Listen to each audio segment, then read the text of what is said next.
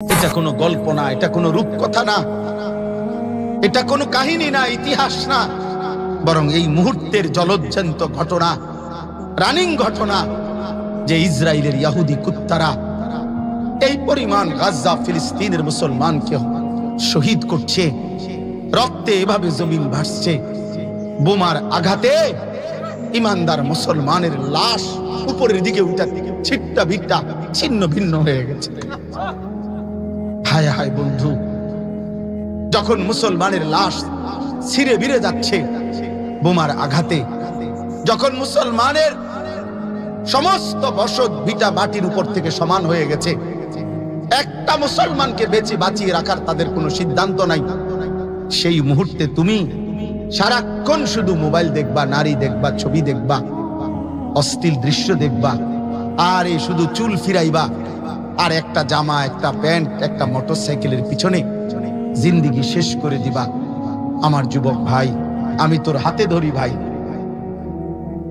বন্ধু আমার, এটা কেমনে ইনসাফ হয়? কিভাবে ইনসাফ হয় এটা? এক মুসলমান এতটা পাষাণ কেমনে হয়? এটা তো নূহ নবীর ঘটনা না, এটা তো এই মুহূর্তের ঘটনা। মজলুম ফিলিস্তিনের ঘটনা কি এই মুহূর্তের ঘটনা না নূহ নবীর ঘটনা? আহা, আমরা আমাদের সন্তানদেরকে বুঝাইতে পারলাম না, আমরা তোমাদেরকে বুঝাইতে পারলাম না বাবা, ইসলামের মধ্যে তোমাদের ইজ্জত,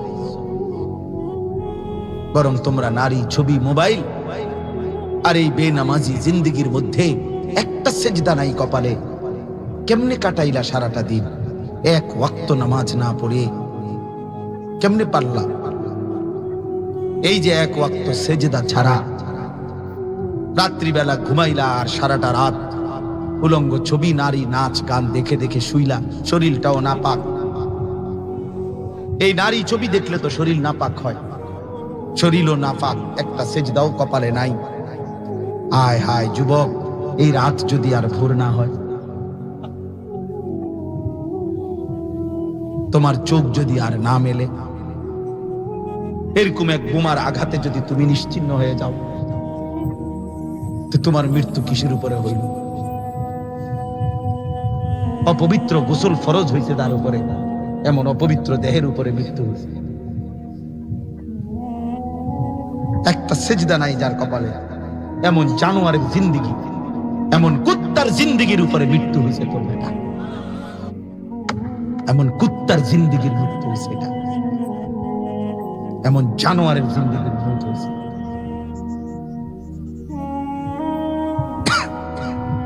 জন্য বাপ ভাবতে শিখো, নওজোয়ান ভাবতে শিখো। আমি আসছি আর এখানে আমার ওনারা বলতেছে যে হুজুর সারা অঞ্চল থেকে ছেলেরা আসছে, আলহামদুলিল্লাহ। আমরাও চাই নওজোয়ান তোমরা আগায় আসো, তোমরা আগায় আসো। ওদের এই আস্ফালন, ওদের এই অহংকার, ওদের এই উদ্ধত্ত, এটা অস্ত্রের বল না। ওরা জানে মুসলমানের নওজোয়ান, মুসলমানের যুবক যতক্ষণ পর্যন্ত চোখ না রাঙাবে, হিম্মতের সাথে বুক টান করে না দাঁড়াবে, ভাইয়া আমার, ছেলেরা আমার, বাপ আমার, হয় তুমিও থাকবা না, আমিও থাকবো না। কিন্তু এটা মনে রাখো, এই আলোচনা, গোল টেবিল, এর কোনোটাই ফিলিস্তিনের সমাধান না। মুসলমানের সমাধান কোনোদিনও জাতিসংঘের ওই বেঈমানদের দ্বারা হবে না, কোনোদিনও, কোনোদিনও হবে না। আমেরিকার কুত্তারা কোনোদিনও সমাধান করবে না। আমার যুদ্ধ, আমার জিহাদ, আমার খুন, আমার রক্তই সমাধান এনে দিবে ইনশাআল্লাহ, ইনশাআল্লাহ। মনে রাখো, ইনশাআল্লাহ।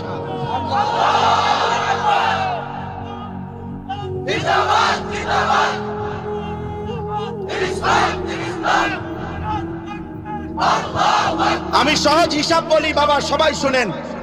1947 সালে, এর পরপরই 1948 সাল যখন শুরু হয়েছে, তখন এই ফিলিস্তিন সমস্যা তৈরি হয়েছে। ব্রিটিশ যখন তাদের শাসন ক্ষমতা ছেড়ে দিছে, ইসরায়েলের ইহুদি কুত্তারা এসে তখন 1948 সালে তারাই সর্বপ্রথম ফিলিস্তিনের এক অংশে নিজেদের একটি রাষ্ট্র ঘোষণা দিছে ইসরায়েল নামে। 1 মিনিট আমি হিসাব করি। 1948, এই যে 77 বছর, এই 77 বছর ধরে কসম আল্লাহর এই ফিলিস্তিন রক্ত দিচ্ছে। একদিন দুই দিন না দোস্ত, মোমেনের রক্ত আজ 3 বছর হয় ঝরে না। 1948 সাল থেকে নিয়ে 2025 এই 77 বছর ধরে এই ইসরায়েল জুলুম করছে, আর এই মজলুম ফিলিস্তিনি রক্ত দিচ্ছে, জীবন দিচ্ছে, জীবন দিচ্ছে। প্রতিনিয়ত তাজা খুন ঝরছে। আমার 3.5 বছরের একটা মেয়ে বাচ্চা আছে, ও সারাদিনে কতবার আমারে ফোন দেয়, বাসায় গেলে সারাক্ষণ আমারে জড়ায় ধরে আগলায় রাখে, কি পরিমাণ আদর করে, আমি আদর করি। প্রতিবারই আমি এই কয়দিনে বাচ্চাটার দিকে তাকাই আর ভাবি, এমন 3.5 বছরের ফিলিস্তিনি বাচ্চার বাবা কই? গাজার ওই 3 বছরের বাচ্চা, সে তো তার বাবাকে দেখে না, মাকে দেখে। তারে আদর করবে কে? তার মাথায় হাত বুলাবে কে? বলো ভাইয়া, বলো। এই 77 বছর ধরে এই ফিলিস্তিন জুলুম উপরে ইসরায়েলের কুত্তারা জুলুম করছে। কিন্তু এই 77 বছরে কত হাজার বার, কত বৈঠক, কত টেবিল, কত কিছু হয়েছে। শুধু কথা কয়, কথা কয়, শুধু নিন্দা, নিন্দা প্রকাশ করছি। দূর করে এই বেঈমান গুলো দূরে করে গভীর নিন্দা জানাচ্ছি, দ্রুত সমাধান চাচ্ছি। এই সমস্ত তারে নারে ফালতু কথা 2-4টা বলে বিবৃতি দিয়ে শেষ, বিবৃতি দিয়ে শেষ, বিবৃতি দিয়ে শেষ, কোনো সমাধান হবে না। এজন্য যুবক মনে রাখো, তুমি কিংবা আমি, আমি কিংবা তুমি, আগামীর পৃথিবীতে ঈমানের উপরে আর কুফরের এই লড়াই, এই যুদ্ধ, এই জিহাদ, এটাই সমাধান, এটাই সমাধান, এটাই সমাধান, এটাই সমাধান। এর বিকল্প কিচ্ছু নেই। খুন ঝরবে, রক্ত ঝরবে, শহীদের পবিত্র রক্তের উপরে ইনশাআল্লাহ ফিলিস্তিনের মুক্ত বাতাসে একদিন কালেমার পতাকা উড়বেই, উড়বেই, কোনো সন্দেহ নাই, কোনো সন্দেহ নাই। আগামীকালের ভোর যেমন সত্য হবে, ফিলিস্তিন বিজয় হবে, ইসরায়েলের কুত্তারা হেরে যাবে, এটাও সত্য। এরা সেই ইহুদি যারা বনু নজিরে হেরে গেছে, যারা বনু কুরাইজাতে হেরে গেছে, যারা বনু কাইনুকাতে মদিনায় রাসূলুল্লাহর জামানায় হেরে গেছে, যারা ওমরের জামানা পর্যন্ত হযরতে ওমর রাদিয়াল্লাহু তাআলা গোটা আরবের সীমানা থেকে যাদেরকে বিতাড়িত করে দিয়েছে, যারা খায়বরের যুদ্ধে পরাজিত হয়েছে, যারা হিটলারের নাৎসি বাহিনী কর্তৃক এই পরিমাণ তাদেরকে হত্যা করা হয়েছে, পৃথিবীতে কারো কাছে এই ইহুদি কুত্তারা ইজ্জতের অধিকারী না। এরা সকলের কাছে ঘৃণিত, এরা মানবতার দুশমন, এরা ইনসানিয়তের দুশমন, এরা সমস্ত বিবেচনায় অসভ্য জানোয়ার ছাড়া আর কিচ্ছু না এরা। অতএব এদের পতন নিশ্চিত। সময়ের ব্যবধান কত বছর লাগবে? নূহ নবীর কওম যে দিনে ধ্বংস হইছে, তো প্রত্যেক জাতি, প্রত্যেক অহংকারী সমান তালে ধ্বংস হয় না, একই সময়ে না।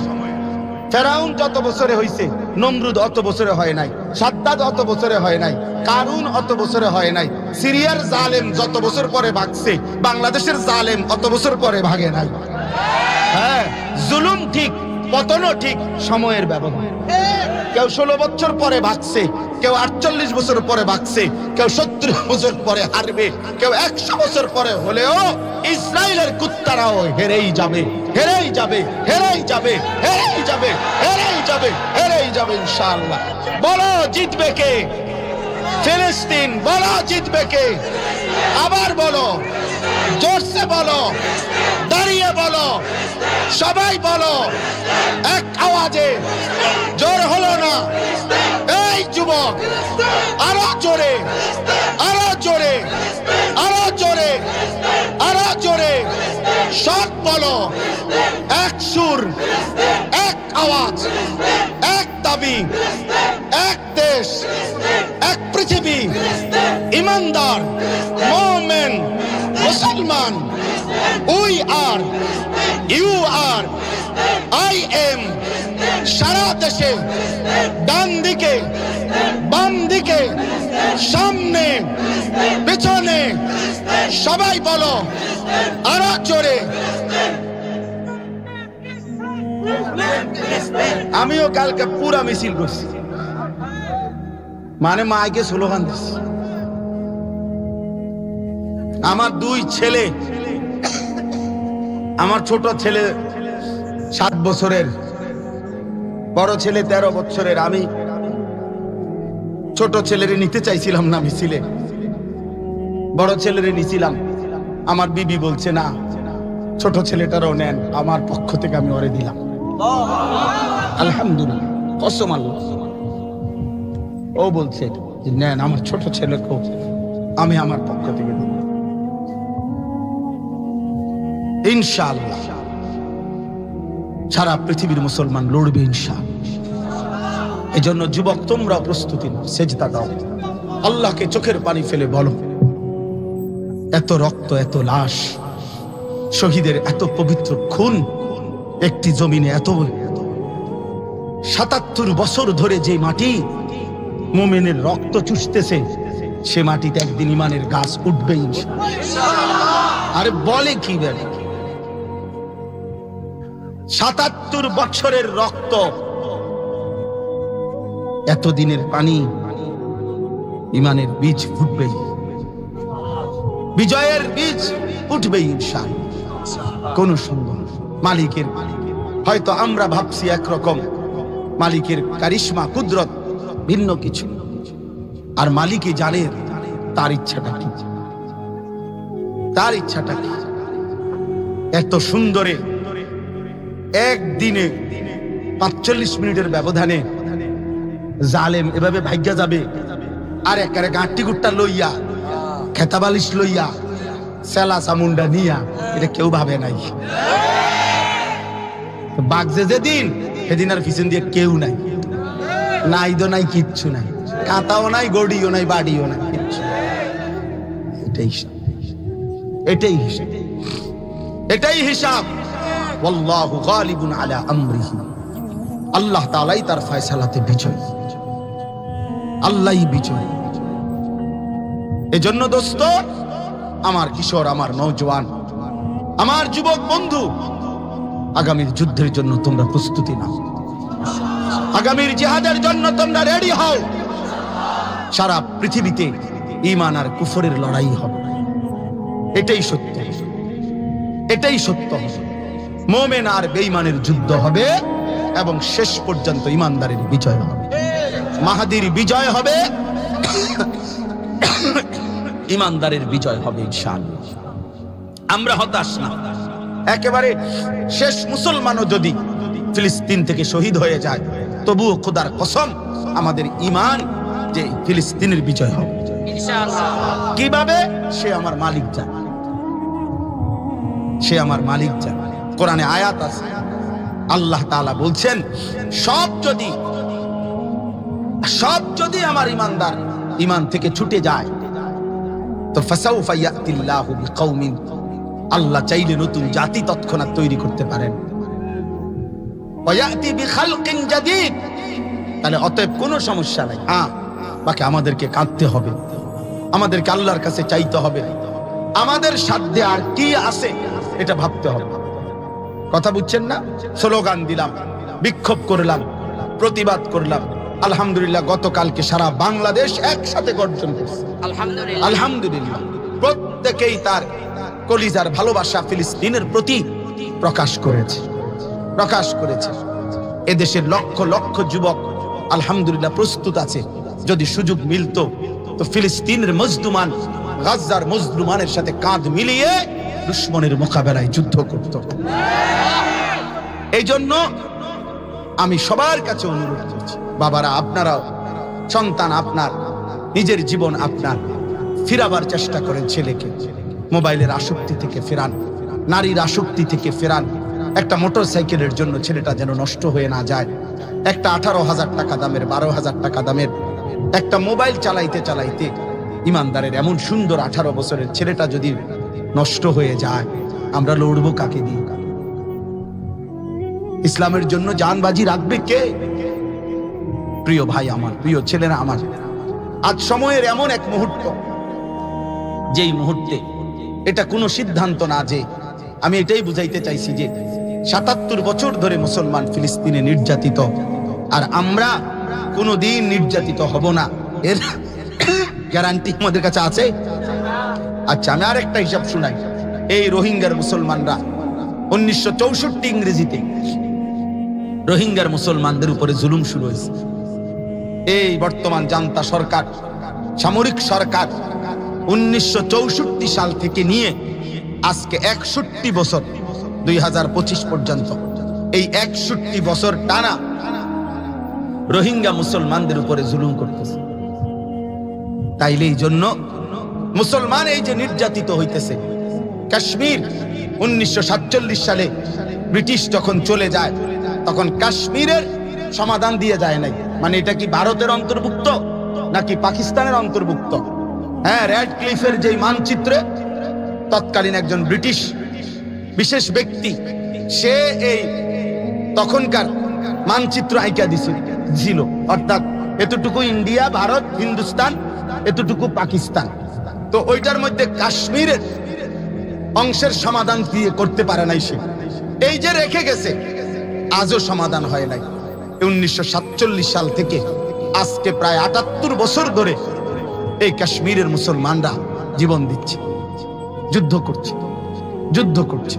সারা পৃথিবীতে দুশ্মন মুসলমানদের উপরে জুলুম করছে। আপনারা শুনছেন অনেকে হয়তো, ভারতের মধ্যে এই 20 কোটি ভারতের সংখ্যালঘু মুসলমান, আমাদের ইমানদারদের লাখ লাখ সম্পত্তি আছে, ওয়াকফ সম্পত্তি। অর্থাৎ ওয়াকফ বুঝেন তো না, মসজিদ মাদ্রাসায় যে জমি কি করে, ওয়াকফ করে।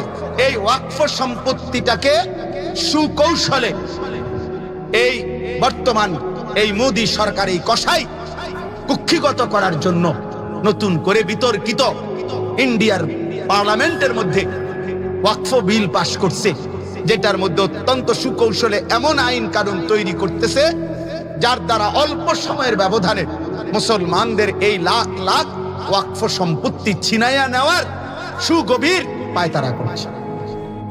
তাহলে কি বোঝা যায়? বোঝা যায় হলো এই, সারা পৃথিবীর ইমানদার শেষ পর্যন্ত সমাধান খুঁজতে হবে নিজেদের জীবন দিয়ে, নিজেদের জীবন দিয়ে। আলোচনার টেবিল দিয়ে ওরা আমাদের সমাধান দিবে না, দিলে তো ৭৭ বছরের সমাধান হইত। ফিলিস্তিনের সমস্যার সমাধান হইতে ৭৭ বছর লাগে। তাইলে তাইলে তোমরা কি বলো, এটা কি বলো এটা? হ্যাঁ, এই জন্য দয়া করে আজকে আমি দেখছি এই ইসরায়েলের কোম্পানি বাংলাদেশে যারা ব্যবসা করছে, মসজিদে, আরে নিজেদের বড় গেটের মধ্যে মানবাধিকারের পক্ষে একাত্মতা ঘোষণা করছি, বড় ব্যানার লাগায় রাখছে, মানবাধিকারের পক্ষে একাত্মতা ঘোষণা করছি। মানে পিঠাটাতে বাঁচানোর লেগে কথা বুঝছে না, মানবাধিকারের পক্ষে একাত্মতা, এ কথা অস্পষ্ট। ইসরায়েলের ওরা যে আক্রমণ করছে, ওরাও বলে আমরা মানবাধিকার প্রতিষ্ঠার জন্য কি করছি, ফিলিস্তিনের উপর আক্রমণ করছি। এই কথার স্পষ্ট ব্যাখ্যা কোথায়? স্পষ্ট ব্যাখ্যা কোথায়? এই জন্য ভাইয়া, ওই আলোচনা গোল টেবিল সেটা রাষ্ট্রপ্রধানদের বিষয়। আমাদের একটা জিনিস মনে রাখতে হবে, আমি এটাই বুঝি যে আমরা আমাদের সমাধান আমাদের আল্লাহর কাছ থেকেই নিতে হবে, আমাদের কোরআনের কাছ থেকেই নিতে হবে, আমাদের ইসলামের কাছ থেকেই নিতে হবে। অতএব আমাদের সমাধান জিহাদ ফি সাবিলিল্লাহ, আল্লাহর রাস্তায় জিহাদ, আল্লাহর রাস্তায় আমরণ সংগ্রাম। আল্লাহ আমাদের যুবকদেরকে, ইমানদারদেরকে তৌফিক দান করেন। আমি আপনাদের কাছে অনুরোধ করছি, এই 12 ভাইয়া বলছেন আগামী বছর 12তম তাফসীরুল কোরআন মাহফিল হবে। আমিও একটা কথা পরামর্শ দেই, 12তম তাফসীরুল কোরআন এক যুগ পূর্তি উপলক্ষে তাফসীরুল কোরআন মাহফিলে আপনারা বিশেষভাবে আপনারা তাফসীরুল কোরআন কোরআনুল কারীমের তাফসীর, এই বিষয়টা এই বাংলাদেশে কি পরিমাণ খেদমত হচ্ছে, তাফসীরের উপরে কি পরিমাণ বাংলা ভাষায় খেদমত হইল, এইটার একটা দিক নির্দেশনামূলক বক্তব্য, বয়ান লিখিত হোক, কোনো একজন আলেমে দ্বীনের মাধ্যমে হোক, এইটা আপনারা জাতির সামনে পেশ করার আপনাদের একযোগ পূর্তিতে একটা ব্যবস্থা করবেন। একটা অনুরোধ। 2 নাম্বার, আপনারা সিদ্ধান্ত নেন যে আল্লাহ যদি তৌফিক দেয় 12তম তাফসীরুল কোরআন মাহফিল থেকে একযোগ পূর্তিতে পিছনের একযোগ চলে গেছে, সেটা আর ফিরে আনা যাবে না, কিন্তু আগামী বছর থেকে সিদ্ধান্ত নেন যে আমরা কমপক্ষে একটা মাহফিলের 3 জন বক্তাও যদি হয়, 1 জন বক্তা দিয়া হলেও কমপক্ষে ধারাবাহিক সূরা ফাতিহা থেকে অথবা 30 নম্বর পারা যে কোনো একখান থেকে সিরিয়ালে কোরআনুল কারীমের ধারাবাহিক আয়াতের তাফসীর শুরু করেন। আলহামদুলিল্লাহ, যেটা তাইলে তো আলহামদুলিল্লাহ, ওইটা যেভাবে চলতেছে মাশাআল্লাহ, তাহলে ওইটা যেন আরো বেগবান হয়ে চালু থাকে। এইটার উপযুক্ত যে আমাদের নোয়াখালী ওই যে মদন মোহন হাই স্কুলে যে আমাদের শায়েখ 5 দিন ব্যাপী তাফসীরুল কোরআন মাহফিলে অনেক আগাইছে, ওইটার মধ্যে এরকম আরো উলামায়ে কেরাম থেকে পরামর্শ নিয়ে একযুগ পূর্তি উপলক্ষে আপনারা আরো কার্যকর তাফসীরুল কোরআন মাহফিলটাকে আরো কি কি করলে উম্মতের ফায়দা হবে, এটা আপনারা করবার চেষ্টা করবেন। আমাদের পরামর্শ চাইলেও আমরা পরামর্শ দেওয়ার চেষ্টা করব, সুযোগ থাকলে আসবারও চেষ্টা করব ইনশাআল্লাহ।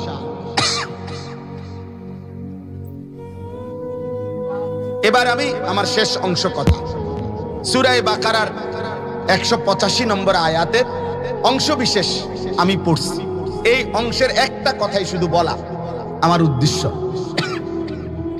সেটা হলো রমজানের যেদিন প্রথম চাঁদ ওঠে, এই কথাটাই শেষ। রমজানের চাঁদ যেদিন উঠছে সেদিন আমি মদিনা শরীফ ছিলাম আমার শায়েখ আল্লামা মুফতি মুশতাকুন নবী কাসিমি হুজুরের সাথে। তো মাগরিবের সময় যখন চাঁদ উঠছে তখন ইমাম সাহেব মাগরিবের নামাজ পড়াইছে মসজিদে নববীতে, নবীজির মসজিদে। নামাজের পরে তো জানাজার এলান হয়েছে মাগরিবের পর। এই প্রথম চাঁদ উঠছে যেদিন, মক্কা মদিনায় প্রত্যেক ওয়াক্তেই জানাজা হয়, তো ওইখানেও জানাজার ঘোষণা হয়েছে।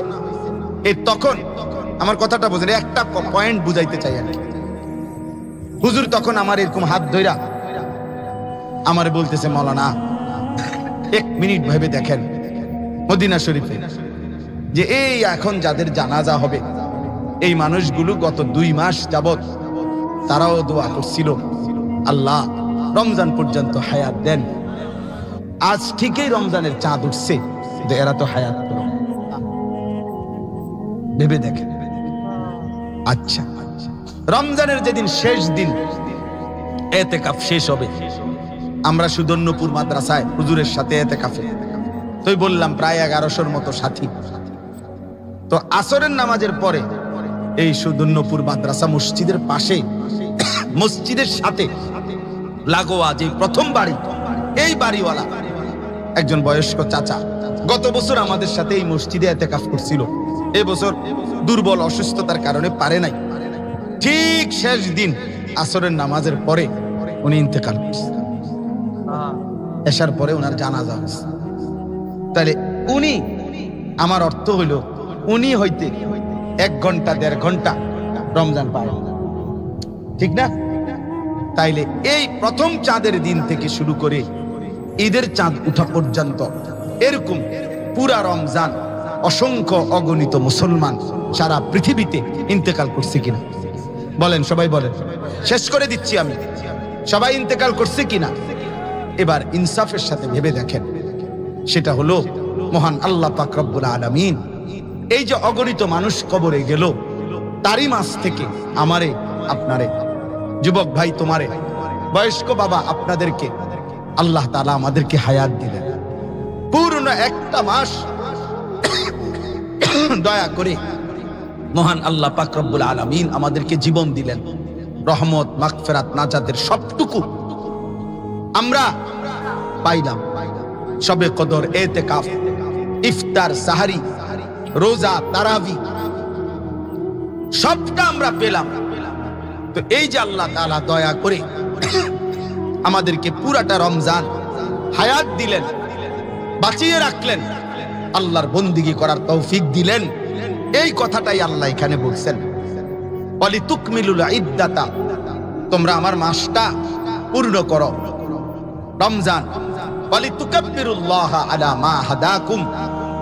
আর রমজান পরবর্তী যখন ঈদের চাঁদ উঠবে, তো রমজান পর্যন্ত পুরাটা হায়াত যদি পাও, তো এবার ঈদের চাঁদ দেখে শাওয়ালের প্রথম তারিখ তোমরা আমার তাকবীর, আমার শ্রেষ্ঠত্ব, আমি যে তোমাদেরকে পথ দেখাইলাম, হায়াত দিলাম, ইবাদত গুলোর কথা বললাম, এই জন্য তোমরা শাওয়ালে চাঁদ উঠলেই আমার তাকবীর বুলন্দ করো।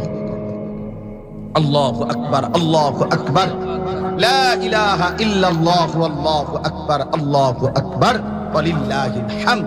আর এরপরের শব্দ হলো ওয়ালাআল্লাকুম তাশকুরুন। এই যে রমজান পুরাটা পেলা, হায়াত দিলাম, আমি আল্লাহ হেদায়েত দিলাম, আমলের তৌফিক দিলাম, এইবার এই কারণে তুমি যেন আমার শুকর আদায় করো। আমি আল্লাহ তোমার কাছে এটা চাইলাম, তোমার কাছে আমি এটা চাইলাম। তাইলে প্রিয় ভাই, আমি শুধু এই দুইটা কথা বলতে চাই। একটা হলো রমজান যখন শেষ হলো, তারপর দিন ঈদ, শাওয়ালের 1 তারিখ। তো সেদিন আল্লাহ পাক কোরআনুল কারীমের মধ্যে বললেন, বান্দা তোমার কাছে আমার চাওয়া, আজকের শাওয়ালের প্রথম তারিখে আমি যে তোমাকে রমজানটা পূর্ণ দিলাম, এই বরকতে তুমি আমার শ্রেষ্ঠত্ব, আমার তাকবীর বুলন্দ করো। এটা কে বললেন? কে বললেন বলেন না?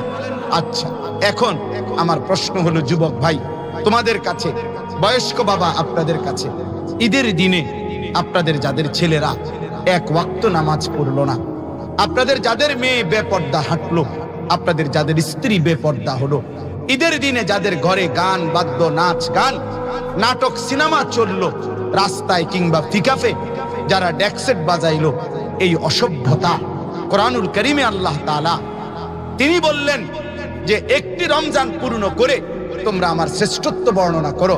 তাহলে এর বিপরীতে আমরা যারা এই অসভ্যতা, এই নাফরমানি করলাম, আমরা এটা কি করলাম? কেন করলাম? আল্লাহ পাক রমজান দিলেন, ঈদের চাঁদ আল্লাহ উঠাইলেন, বিনিময়ে আল্লাহকে এইভাবে অবজ্ঞা। আল্লাহ তাআলা রহমত দিলেন, মাগফিরাত দিলেন, নাজাত দিলেন, জান্নাতের দরজা খোলা রাখলেন, জাহান্নামের দুয়ার বন্ধ করে দিলেন। আল্লাহ তাআলা শয়তানগুলোকে শেকলে বন্দী করে দিলেন। বিনিময়ে একটা মাস শেষ করতেই প্রথম দিনে এই ছিল আল্লাহ তাআলার চাওয়া আমাদের কাছে। বলেন না, কথা বলেন না কেন? তাহলে ইনসাফের সাথে ভেবে বলেন, দেখেন কি পরিমাণ মুসলমান ঈদের দিনে আল্লাহর আনুগত্য করেছে, আর কি পরিমাণ মুসলমান ঈদের দিনে আল্লাহর নাফরমানি করেছে। আফসোসের ব্যাপার যুবক। কেন? ঈদ আল্লাহর দেওয়া, ঈদ রাসূলুল্লাহ সাল্লাল্লাহু আলাইহি ওয়াসাল্লামের ঘোষণা করা। তো সেই ঈদের দিনে তুমি বেঈমানের মতো নাচলা, গাইলা, ফুর্তি করলা, নারী দেখলা, ছবি দেখলা, অশ্লীল দৃশ্য দেখলা, কোন মেয়ের পিছনে ঘুরলা, কিংবা রং তামাশায় ফুর্তিতে সময়টা কাটাইলা, একটা ওয়াক্ত নামাজ পড়লা না। এটা কি করলা বাপ? এটা কি করলে? নতুন করে ফ্যাশন বানায় নিছে, পিকআপ ভাড়া কইরা, আপনাদের দিকে আছে কিনা আমি জানি না, পিকআপ ভাড়া কইরা ডেকসেট এটার মধ্যে রাইখা 10টা 12টা ছেলে ফুল সাউন্ডে আপনার পিকআপের মধ্যে ডেকসেট বাজায় গান, আর এটা তালে তালে নাচে, বাঁশি বাজায়, বড় বড় লম্বা ওই যে ফুটবল স্টেডিয়ামের বাঁশি, এগুলো বাজায় আর নাচে, এটা তালে তালে নাচে। এটা গাড়ি একবার এক স্টেশন থেকে আরেক স্টেশনে পিকআপ যায়, আর এই মাতাল, এই তারসিরা, এই অসভ্য, এই হাইওয়ান এটা তালে তালে নাচে, সে ঈদ পালন করে। আমার ছেলে 2 বছর আগে, আমার ছোট ছেলে আমার এটা জিগাইছিল, ঈদের দিন ঈদের নামাজ পড়াইয়া আমি তারে নিয়ে যখন আসতেছিলাম গাড়িতে, আমার ছেলে পিকআপের মধ্যে এই নাচানাচি ডেকসেট সহ এটা দেখছে, দেখা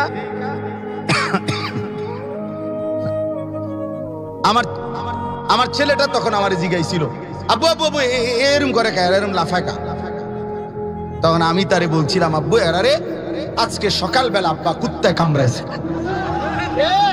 হ্যাঁ, আমার এই বয়ান এখনো মোবাইলে আছে। এরারে কুত্তায় কামড়াইছে, কুত্তা, এরারে কুত্তায় কামড়াইছে, কুত্তায়। এই জন্য বললাম, আব্বু সকালবেলা ঈদের দিন দোকানপাট বন্ধ, ডাক্তাররাও ছুটিতে, এই জন্য আব্বা কুত্তার কামড়ের ওষুধ পাইতেছে না দেখা, এই জন্য লাফাইতে আছে। এই জন্য নাই তো তোর সমস্যা কি দেখ, তুই এরকম লাফাস কা না রে? তোর ব্যারামটা তুই ক। হ্যাঁ, তোর ব্যারামটা কি হয়েছে? তোরে কুত্তায় যদি না কামড়ায় তাহলে তুই নাচলি কেন? এজন্য যুবক, কেউ যদি এমন নাফরমানি করে থাকো তো এর চাইতে বড় অসভ্যতা আর কি হইতে পারে? এজন্য আমি বলছিলাম যে এক পিকআপের মধ্যে রোজার ঈদে এই ছেলেরা যে লাফায়, আর কোরবানির ঈদে এই পিকআপে করে গরু আনা নেওয়া করে, দেখবেন। এই জন্য এইভাবে একসাথে মিলাইয়া ছবি দেওয়া উচিত তারও। হ্যাঁ, বুঝছো না কথাটা? এই দুই পিকআপ একসাথে করে ছবি দিবা, যে এক পিকআপের মধ্যে ডেকসেটওয়ালা ছেলে লাফাইতেছে, আরেক পিকআপের মধ্যে কোরবানির গরু আনানে, দুইটা একসাথে দিয়ে লিখে দিবা যে এই যে দুই গরু, একটা হলো রোজার ঈদের গরু, একটা হলো কোরবানির ঈদের গরু। একসাথে কি দিবা? ক্যাপশন দিবা, এটা লিখে দিবা এটা যে কি, এই দেখেন দুই গরু, এটা হলো রোজার ঈদের গরু, এটা হলো কোরবানির ঈদের গরু। দুই ছাগল, এটা এর চাইতে নিকৃষ্ট আর কি? এই জন্য ওয়ালি তুকাব্বিরুল্লাহ আলা মা হাদাকুম, আল্লাহ বলছে তাকবীর বলো, আল্লাহ বলছে আমার শ্রেষ্ঠত্ব বলো, আমার বড়ত্ব বলো। আর তুমি আল্লাহকে প্রত্যাখ্যান করে বললে, আল্লাহ তোমার বড়ত্ব না, আমি শয়তানের পক্ষে, এজন্য আমি শয়তানের মন্ত্র শোনাচ্ছি মানুষকে। আল্লাহ আমাদেরকে মাফ করে দেন। ওয়ালা আল্লাকুম তাশকুরুন, আল্লাহ তাআলা বলেন, আর বান্দা সারা বছরের জন্য আমি চাই তুমি আমার শুকর আদায় করবা, শুকর আদায় করবা। আমি হায়াত দিছি, আমি ইবাদতের সন্ধান দিছি, আমি হেদায়েত দিয়েছি, আমি তোমাকে তৌফিক দিয়েছি, আমি হায়াত দিয়েছি, অতএব বাকিটা বছর তুমি আমার শুকর আদায় করবা, আমার শুকর আদায় করবা। শুকর কাকে বলে? কৃতজ্ঞতা বলতে কি তাফসীরের মধ্যে আছে, যিনি দিয়েছেন তার মর্জি মতো কোনো জিনিসকে ব্যবহার করা, এটাকে বলে শুকর, কৃতজ্ঞতা। তা আমাদের সমস্ত কিছু আল্লাহ দিয়েছেন, অতএব আল্লাহ পাকের মর্জি মোতাবেক ওই জিনিসকে ব্যবহার করা, এটাই হলো শুকর। আমার হাত আল্লাহর দেওয়া, আমার চোখ নাক কান আল্লাহর দেওয়া, আমার আয় উপার্জন স্ত্রী সন্তান আল্লাহর দেওয়া। অতএব বাবা, যুবক, বড় ভাই, সবার কাছে অনুরোধ করি, আল্লাহর দেওয়া প্রত্যেকটা নিয়ামত আল্লাহর মর্জি মোতাবেক ব্যবহার করা, এটাকে শুকর বলে, এটাকে শুকর বলে, এটাকে শুকর বলে। আর আল্লাহ রমজানের পরে আমাদের কাছে এটাই চাচ্ছেন। এজন্য রমজান পরবর্তী মাহফিলে আমি আপনাদের কাছে এটা বললাম, শুকর চাই, শুকর। আল্লাহর প্রতি কৃতজ্ঞ হওয়া দরকার, আল্লাহর প্রতি কৃতজ্ঞ হওয়া দরকার। আল্লাহ তাআলা আমাদেরকে কৃতজ্ঞ বান্দা হওয়ার তৌফিক দান। মানুষের দুইটা ভাগ আল্লাহ করছে, কোরআনে স্পষ্ট আছে, মানুষের ভাগই দুইটা, ইম্মা শাকিরান ওয়া ইম্মা কাফুরা। আল্লাহই বলছে আমার বান্দা দুই ভাগের, এক ভাগ কৃতজ্ঞ, এক ভাগ অকৃতজ্ঞ। আল্লাহ বলছেন অকৃতজ্ঞ বান্দার জন্য আমি শাস্তি রেখেছি, কৃতজ্ঞ বান্দার জন্য পুরস্কার রেখেছি। ইন্না আ'তাদনা লিল কাফিরিনা সালাসিলা ওয়া আগলালা ওয়া সাঈরা ইন্নাল আবরারা ইয়াশরাবুনা মিন কাসিন কানা মিজাজুহা কাফুরা। ঈমানদারের জন্য পুরস্কার আছে, নাফরমানের জন্য শাস্তি আছে। অতএব রাত গভীরে আজকে আমি শেষ কথা, প্রিয় যুবক ভাইরা, কিশোর নওজওয়ান, তোমার চরিত্র, তোমার আখলাক, তোমার সেজদা, এর মধ্যে মুমিনের বিজয় আছে। আগামীর ইসলামের পতাকা উড়বে ইনশাআল্লাহ তোমার সেজদার বরকতে ইনশাআল্লাহ। তুমি হাইরো না, আমার হাত জোড় করে অনুরোধ। চাইছেন ভাইয়া আপনারা আমি আরেকবার আসি, আমিও মনে করেন চাইলাম, কিন্তু এই আসমানওয়ালার ফয়সালা তো লাগবে। আসমানওয়ালার ফয়সালা লাগবে কি না বলেন? মালিকের ফয়সালা লাগবে, মালিকের ফয়সালা লাগবে। এই জন্য এত যুবক ভাই, কিশোর ভাই, তোমাদের কাছে অনুরোধ ভাই, তোমরা আখলাক নষ্ট করো না, তোমরা তোমাদের চরিত্র নষ্ট করো না ভাইয়া, তোমরা নামাজ পড়ো বাপ, নামাজ পড়ো। আমি নিজে আরবি কিতাবে পড়ছি, ইহুদিদের যারা পাদ্রী, ইহুদিদের যারা ধর্মগুরু, এই যে ইসরায়েলের, তাদের একটা ভবিষ্যৎবাণী আছে, ধর্মের বাণী। কি তাদের ধর্মের বাণী হলো, ইহুদিরা মুসলমানদের হাতে চূড়ান্ত হারবে কোন দিন, এটা তাদের একটা ভবিষ্যৎবাণী আছে। মানে ইহুদিদের, সেটা কি? সেটা হলো ইহুদিদের ধর্মগুরুরা বলে যে মুসলমানদের হাতে ইহুদিরা চূড়ান্ত ভাবে হারবে সেদিন মুসলমানদের জুমা এবং ফজরের মুসল্লি বরাবর হবে যেদিন। কসম আল্লাহ, আমি এটা নিজে কিতাবে, ওই কিতাব আমার কাছে আছে, এটার অনুবাদও আছে। ফজর আর করব না কাজা, এই নামে সার্চ দিলে পাবেন বইটার নাম। ডক্টর রাগিব সারজানি, মিশরের কায়রোর একজন অনেক বড় ইসলামিক চিন্তাবিদ, ওনার লিখা বই ওইখানে আছে। মুসলমান যেদিন জুমা এবং ফজর সমান সমান হবে জামাত, আজ আমাদের জুমা আর ফজরের জামাত বরাবর, বলো ভাইয়া, তুলনাই হয়। যে মানুষগুলো জুমার নামাজ পড়ে, যে যুবক তোমরা জুমার নামাজ পড়ো ভাইয়া, তো কেন ফজরের নামাজ পড়ো? জুমার নামাজ যদি তোমার উপরে আল্লাহ ফরজ করে, তো ফজরের নামাজও তো আল্লাহই ফরজ করেছে। ফজরের নামাজে যদি উঠতে কষ্ট হয়, তো 1 ঘন্টা পরে তুমি কেমনে ওঠো? 2 ঘন্টা পরে তুমি কেমনে ওঠো? 2 ঘন্টা পরেই 8টা বাজে যে মানুষটা উঠতে পারে, সে কি 6টা বাজে উঠতে পারে না? সে কি 5টা বাজে উঠতে পারে না? হ্যাঁ, যে মানুষটা রাতের 3টা বাজে ট্রেন ধরবে, সে কি ট্রেন স্টেশনে পৌঁছে না? যে মানুষটা রাতের 2:30টা বাজে বিমানে উঠবে, সে কি বিমানের জায়গায় এয়ারপোর্টে যথাসময়ে পৌঁছে না? তাহলে বিমানও যদি টাইমলি ধরা যায়, ট্রেনও যদি যথাসময়ে ধরা যায়, ফজরের সেজদাটা ধরা যাবে না কেন? বলো না যুবক। কোরআনুল কারীমের মধ্যে এই কথা স্পষ্ট আছে। আল্লাহ তাআলা 3টা আমল বলছে, 3টা আমল কোরআনে আছে। আল্লাহ বলছে 1 নাম্বার, ফজর সহ 5 ওয়াক্ত নামাজ। কেমনে বলছে? এম বলছে, এম হ্যাঁ, ওয়া কুরআন আল ফজর আকিমিস সালাতা লিদুলুকিশ শামসি ইলা গাসাকিল লাইলি ওয়া কুরআন আল ফজর। আলাদা ফজর সহ 5 ওয়াক্ত নামাজ। 1 2 তাহাজ্জুদ। 2 কি? তাহাজ্জুদ, রাত্রি গভীরে যেই নামাজ। 3 নাম্বার দোয়া, বেশি বেশি কি? দোয়া। তা কি বলছি কোন? বলেন না ভাইয়া, বলো না। 2 নাম্বার, 3 নাম্বার।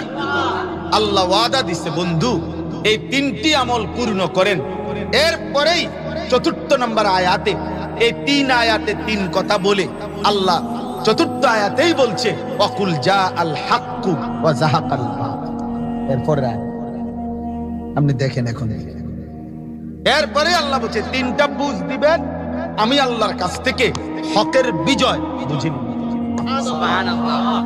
হক বিজয় হলো যাহাকাল বাতিল, বাতিলের পতন। আপনি শুধু এই আয়াত তো কইলে হইতো না, পিছনে 3টা আমল কইতে হবে। আচ্ছা, আরো মজার কথা শুনবেন। এইটা যে এই সূরার মধ্যে, এই সূরার নাম হলো বনি ইসরাইল। এই বনি ইসরাইলি হলো এই ইহুদি। বোঝে না? এই বনি ইসরাইলে কে? এই ইহুদিরা, এরাই বনি ইসরাইল। এই বনি ইসরাইলি ইহুদিরা। তাহলে ওই সূরার মধ্যে আল্লাহ তাআলা এই 3টা আমল বলেছে। তাহলে মিলছে কিনা কথাটা? এজন্য বন্ধু, আকিমিস সালাতা লিদুলুকিশ শামসি ইলা গাসাকিল লাইলি ওয়া কুরআনাল ফজর ইন্না কুরআনাল ফজরি কানা মাশহুদা। এই এক আয়াত, ওয়া মিনাল লাইলি ফাতাহাজ্জাদ বিহি নাফিলাতাল লাক আসা আইয়াবআসাকা রাব্বুকা মাকামাম মাহমুদা। এই 2 আয়াত। 3 ওয়া কুর রাব্বি আদখিলনি, এই যে রাব্বি দোয়া, রাব্বি আদখিলনি মুদখালা সিদকিন ওয়া আখরিজনি মুখরাজা সিদকিন ওয়াজআল লি মিন লাদুনকা সুলতানান নাসীরা। এই 3টা দোয়া হলো। এরপরে 4র্থ আয়াত, ওয়াকুল জা আল হাক্কু ওয়া যাহাকাল বাতিল ইন্নাল বাতিলা কানা যাহুক। আল্লাহ বলছে আমারে ফজর সহ 5 ওয়াক্ত নামাজ বুঝ দাও, তোমরা এই মাঝখান দিয়ে 3-4 জন ছেলে, আল্লাহ জানে তোমরা কি শুনছো না দুষ্টামি করছো। আল্লাহ তোমাকে হেদায়েত দান করে। ঠিক আছে ভাইয়া, যদি খামখেয়ালি করে থাকো আল্লাহ তোমাকে বিবেক দান করে। বাকি আমি কয়েকবারই দেখছি তোমরা হাসাহাসি ধাক্কাধাক্কি করছো, এটা ভালো হলো না, পছন্দ হলো না তোমাদের। এতটা গাফিল হইও না যুবক, এত গাফিল হইও। ওরাও যুবকই। আল্লাহ যদি সুখ তুলে নেয়, মুখের হাসি মিটায় দেয়, একদিন চোখের পানিতে নদী বয়ে যাবে, সাগর বইবে, সাগর বইবে। হ্যাঁ, এই যে কত বাচ্চার সাক্ষাৎকার আসছে ফিলিস্তিনে, শেষ পর্যন্ত বাচ্চা 8 বছরের বাচ্চা ঘুরতে ঘুরতে শেষ পর্যন্ত হাত তুলে বলছে, মা আমি আর পারলাম না, বাবা আমি আর পারলাম না, বাবা আমি কাউরে কোথাও পাইলাম না, কোনো আশ্রয় পাইলাম না।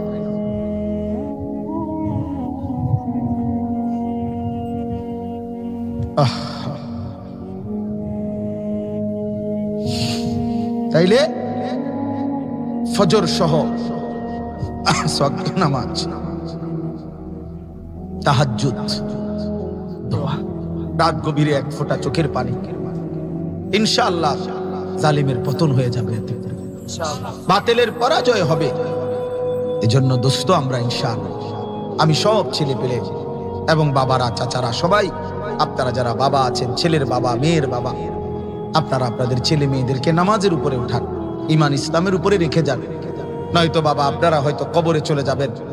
আগামী সময়ে আপনার সন্তান যদি 16 বছর নামাজ না পড়ে, হতে পারে আগামী সময়ে দুশ্মনের মোকাবেলায় একদিনও দাঁড়ায় থাকতে পারে। একদিনও তার কলিজার মধ্যে ঈমান নাই, সে শুধু আইডি কার্ড দেখাইয়া মুসলমান ঠিক থাকতো। যার কপালে সেজদা নাই, সে শুধু ভোটার আইডি কার্ড দিয়ে বাঁচতে।